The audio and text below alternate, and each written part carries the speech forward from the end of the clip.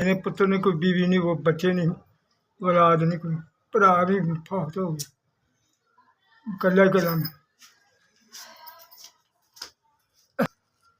मेरे को दवाई हाथ से कोई पैसा नहीं, मैं तो बीवी फौत हो गई है, बच्चे बच्चे भी नहीं कोई है, बच्चे भी भरा भी फौत हो गया, तो वह भरा था तो मैं एक तो फौत हो गया तो मैं भी जिंदा नहीं। अल्लाह के हाथ में कोई सहारा नहीं मेरा, बीमार रहना मैं, मेरी मदद करो दवाई वास्ते।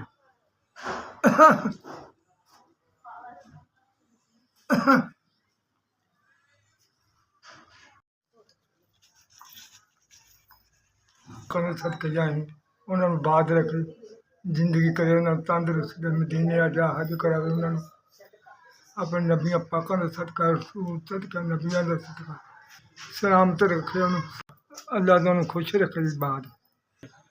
आमीन। और अल्लाह तारी उम्रों लम्मी करे, अल्लाह खुश रखे, बात रखे, इंजी अल्लाह होर देवे तो उन्होंने इंजी वंडदा रहे।